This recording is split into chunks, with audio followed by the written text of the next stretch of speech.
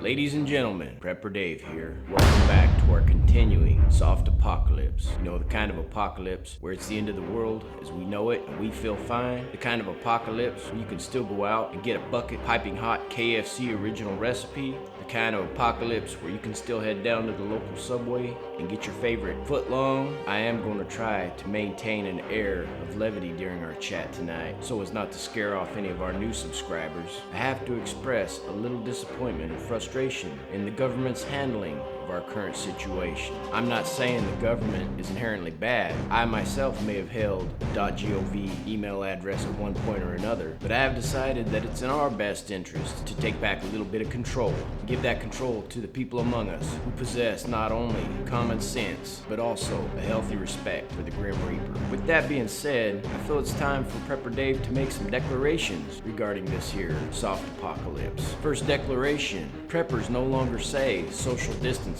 Social distancing. Who the came up with that term? That sounds like something the Amish do when their kids embarrass them. I can't even say social distancing anymore. That sounds like the name of a Kirsten Dunst film. We're no longer using that term. We are now going back to the proper terminology of personal space. Next, we are no longer confined to quarters. If you want to hike, paddleboard, yodel, hang glide, parasail, go do it. Make sure you respect people's personal space at all costs. Try to avoid being in crowds. Being outside of your home is no longer off limits. And last but not least, we are preppers, not hoarders. We are no longer treating toilet paper and hand sanitizer like a pack of gum at the impulse rack at the store. We no longer buy based upon the product's preference, damn it. We no longer buy based upon a product's presence on the shelf. We buy based upon our needs. And with that, we're gonna move on. It seems last week y'all had a plethora of questions for me. Everyone is in search of a little bit of guidance from old Prepper Dave. Once again, I've elected to dedicate an episode to your burning questions. Question 1. Israel C asks, what do we do in case of zombies?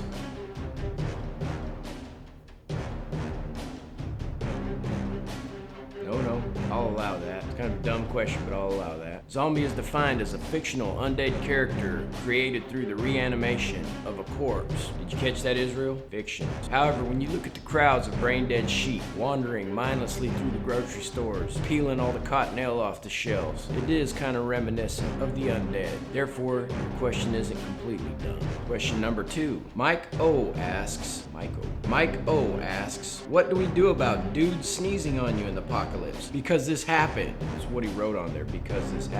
And you didn't stomp their guts out? Did you tell him thank you as he walked away? Did you make him a cup of tea? Did you offer to fluff his pillows? You slap him on the ass and say, well played, sport? Sorry, Mikey, but you're gonna have to take the loss on that one. I can't project Prepper Dave's sensibilities on you, but I can suggest you monitor your airspace a little more carefully in the future. Question 3. Derek M asks, how do you figure out which member of the family gets put on the barbecue first and when to make that decision? Being cannibalistic is always the last resort, or is it? Damn, Derek, that took a dark turn. This apocalypse escalated quickly for you, didn't it? I would advise you to head to the great outdoors, try hunting a little wild game before you resort to throwing the kids on the grill. I'm worried about you, Derek. I'm worried about your family. Question 4. Jason C asks, should we build Faraday cages?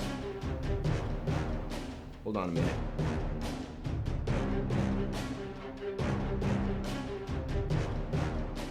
Okay, alright. Jason C asks, should we build Faraday cages in case of an EMP?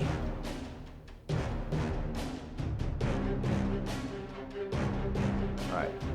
I would have to say no, Jason. As much as you want to catch up on the latest episodes of The Tiger King, it sounds like you have an over-reliance on technology problems. I think you should focus on being less reliant on modern technology. Question number 5, this comes from Serena S. And this is the question of the week. Serena S asks, you referred to your ride-or-die chick, Steph, as being a necessity for surviving during the apocalypse. What if one does not have a ride-or-die chick? Could I be my own ride-or-die chick? Thank you, Serena, for pointing out the flaw in one of last week's answers. I pondered your question, and I have decided to do a little something about it. I'm going to dedicate the funds from my upcoming stimulus check to creating a pathway for you to find that forever partner. First, I'm creating an online dating site called PreppersOnly.com, where you can be matched with the right type of person to get you through this apocalypse. The name is pretty self-explanatory. The second venture is a dating app called Prepper, where you swipe left or swipe right based upon qualities you find on the person's profile. But to really answer your question, Serena, the fact that you're subscribed and watching my videos tells me that you're going to be alright during this whole mess. Alright, question 6, and our last question of the night. Kip C asks, Kip C, Kip.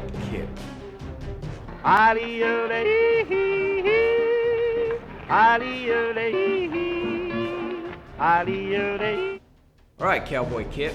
Cowboy Kip asks, can we see your EDC, or everyday carry for you beginners? What you absolutely positively do not leave the house without every single day. The must-haves. First, I carry Glock Model 27, 40 caliber, 10 rounds of Fury. I know what you're saying, only 10 rounds? Guess what? If you learn to shoot, you don't need that many. Hell, I think I carry 9 rounds too many. Next, because it's not practical to carry around an 18-inch Harbor Freight machete every day of your life, I carry upon myself this Kershaw assisted opening folder. It may not be the biggest tool out there, but it is sharp enough to gut a narwhal. Trust me, this bad boy will save your life. Last but not least, in my back pocket, I always carry a Hank Williams Jr. CD, because you never know when the mood is going to switch from pandemic to party. And nothing says party like listening to old Bo Cephas belt out Whiskey Bent and Hellbound. And with that question and a couple of those truth bombs that I dropped on you, I'm gonna have to bid you guys farewell. Make sure you check me out on Instagram at PrepperDaveWTTA. Check me out on Twitter at PrepperDaveWTTA. I don't really mess around on Twitter. Too many f***ing pansies hang out on Twitter, but I got one because my kid told me to. Until Valhalla, it's Prepper Dave.